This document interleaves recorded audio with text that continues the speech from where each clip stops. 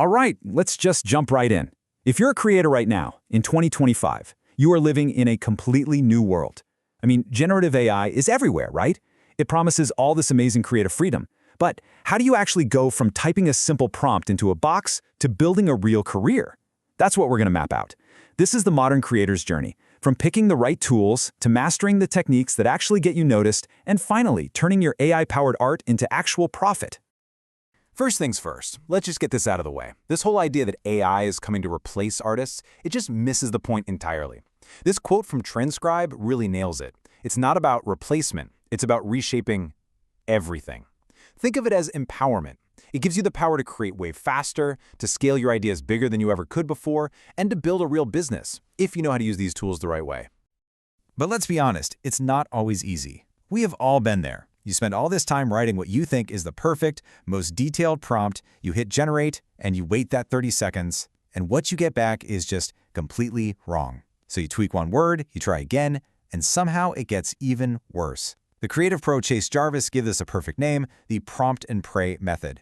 It absolutely kills your creative flow, and it's exactly what we're going to learn how to leave behind. And that frustration, it leads us straight into the first big roadblock on our journey. It's the core problem that honestly every creator is dealing with today, whether they're using AI or not. In a world where we are just drowning in content, simply making something isn't enough anymore, not even close. The real challenge is making something that can stop that endless scroll, something that truly connects with people and makes your audience feel something. And this is where AI stops being just a simple image generator and becomes a real creative partner, helping you make visuals that don't just get seen, but get remembered. So if AI is your co-pilot, well, you need to pick the right one for the job. Not all these tools are the same, not by a long shot. And the best one for you really depends on what you're trying to make. So let's break down the big players. You know, when you look at all the AI tools out there, it's pretty clear that the one tool to rule them all idea is dead.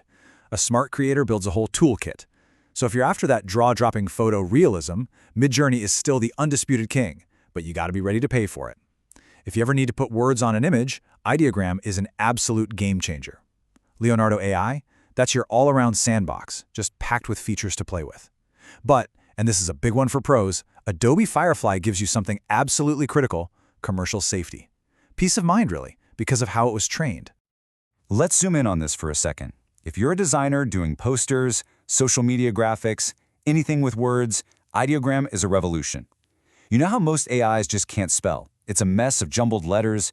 Well, Ideogram actually solves that problem, which makes it a must-have tool in your kit. But then, if your goal is to create an image that someone would swear is a real photograph, then Midjourney is just in a league of its own.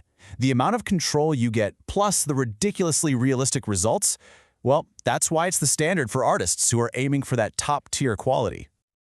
Okay, now listen up, because if you work with clients, this part is non-negotiable. You simply can't risk getting into legal trouble, and this is exactly where Adobe Firefly is a lifesaver. Because it's trained on Adobe's own library of licensed stock images, it was built from day one for safe commercial use. Adobe even backs you up financially for the stuff you make. That is a level of professional security that you just don't get anywhere else.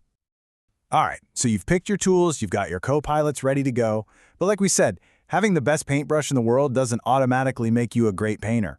In the super fast world of social media, it's your technique for grabbing attention that really separates you from the pack. You have 3 seconds. That's it. In the endless feed, that is the entire window of opportunity you have to make someone pause their thumb and look at what you've made. If you don't hook them right then and there, they are gone. Forever. So, how do you do it? The secret is story.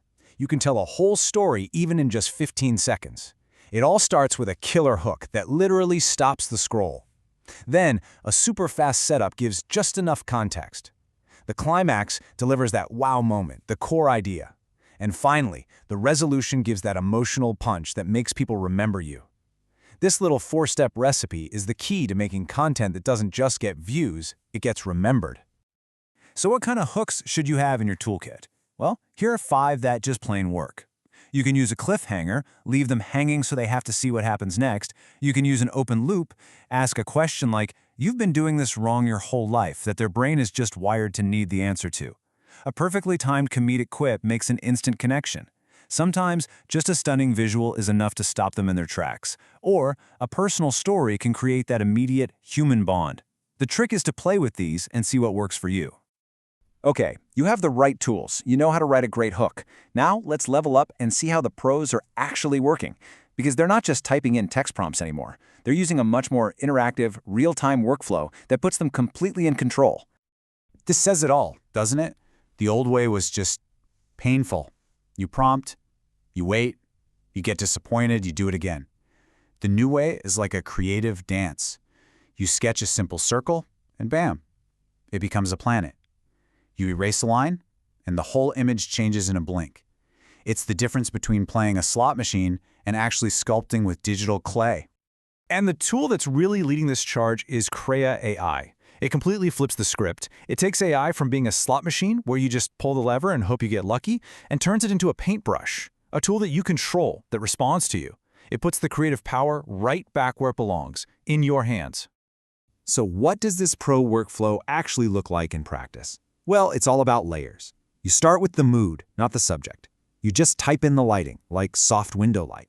Then you draw some really basic shapes to block out your composition.